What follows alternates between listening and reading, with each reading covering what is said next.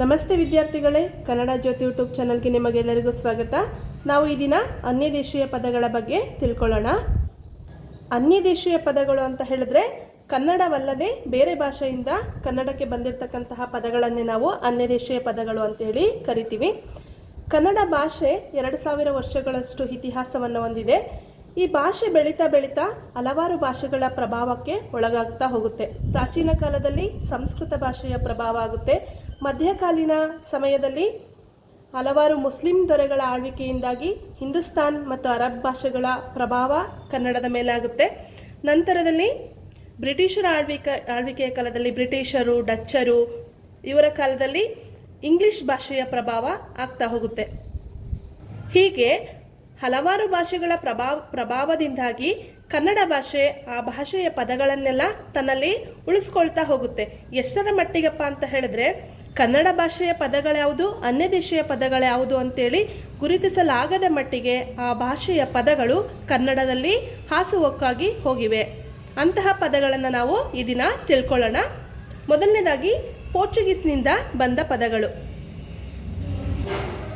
ಮೇಜು, ಆಸ್ಪತ್ರೆ, ಬಟಾಣಿ, ಅಲಮಾರ, ಇಸ್ತ್ರಿ, ಮೇಸ್ತ್ರಿ, ಪಾಟಿ, ಪಿಸ್ತೂಲು, ರಸೀದಿ, ಸ್ಪಂಜು, ವರಾಂಡ, ಕಂದೀಲು, ಲ್ಯಾಟೀನು, ಹಲಸಿನಕಾಯಿ, ಬಿಸ್ಕತ್ತು, ಪಾದ್ರಿ, ಸಾಬೂನು, ಟವೆಲ್ಲು, ಹರಾಜು, ಪಗಾರ, ಚಾವಿ, ತಂಬಾಕು, ಬೊಂಬು, ಪೆನ್ನು, ಪಪ್ಪಾಯಿ, ಪಗಾರ, ಹಾಸ್ಪಿಟಲ್ ಇತ್ಯಾದಿ.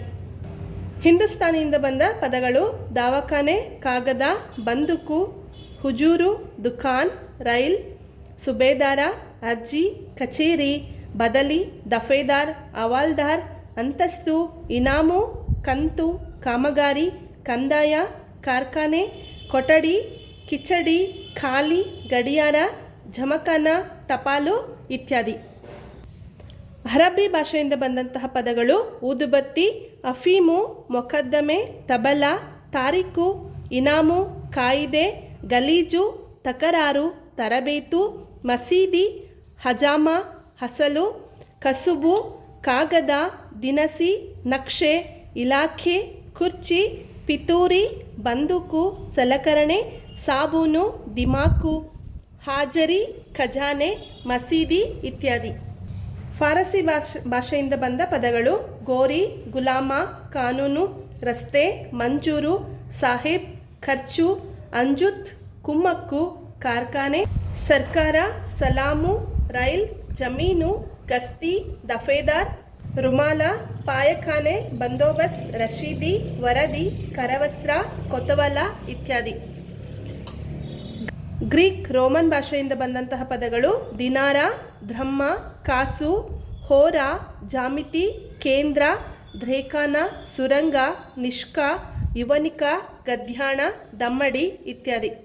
ಸಂಸ್ಕೃತದಿಂದ ಬಂದ ಪದಗಳು ಭೂಮಿ, ನದಿ, ರಾಮ, ಮಾತೃ, ಪಿತಾ, ಸಂಧ್ಯಾ, ರಾತ್ರಿ, ಆರ್ಯ, ಪೃಥ್ವಿ, ದೇವತಾ, ಸಮಾಗಮ, ಸಂಘ, ಅಂಗವಿಕಲ, ಸಹೋದರಿ, ಸಹೋದರ, ಉಪನಿಷತ್ತು, ಏಕ, ದಶ, ತ್ರಯ, ಶೂದ್ರ, ವೈಶ್ಯ, ಕ್ಷತ್ರಿಯ, ಬ್ರಾಹ್ಮಣ, ಅರಣ್ಯ, ಗೃಹ, ನಕ್ಷತ್ರ, ಪಕ್ವಾನ್ನ, ವಿದ್ಯಾರ್ಥಿ, ಗೃಹಸ್ಥ, ವಿವಾಹ, ಲಗ್ನ, ಗ್ರಂಥ, ವೈದ್ಯ, ಆಯುಷ್ಯ, ಗಗನ, ವಾಯು, ಆಕಾಶ, ಉನ್ನತ, ಉರಗ, ಸರ್ಪ, ವಿಮಾನ, ಮಾರ್ಗ, ದೀನ, ದಲಿತ, ದರಿದ್ರ, ಭೋಜನ, ನೇತ್ರ, ಹಸ್ತ, ಪಾದ ಇತ್ಯಾದಿ.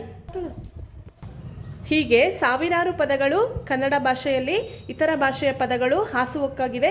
ಎಲ್ಲ ಪದಗಳನ್ನು ಇಲ್ಲಿ ನಾನು ತಗೊಂಡಿಲ್ಲ. ಸ್ಪರ್ಧಾತ್ಮಕ ಪರೀಕ್ಷಾ ದೃಷ್ಟಿಯಿಂದ ಅಥವಾ ಎಕ್ಸಾಮ್ ದೃಷ್ಟಿಯಿಂದ ಕೇಳಲಾದಂತಹ ಪ್ರಶ್ನೆಗಳನ್ನು ಮಾತ್ರ ನಾನು ಆಯ್ಕೆ ಮಾಡಿಕೊಂಡು ತಿಳಿಸ್ಕೊಟ್ಟಿದ್ದೀನಿ.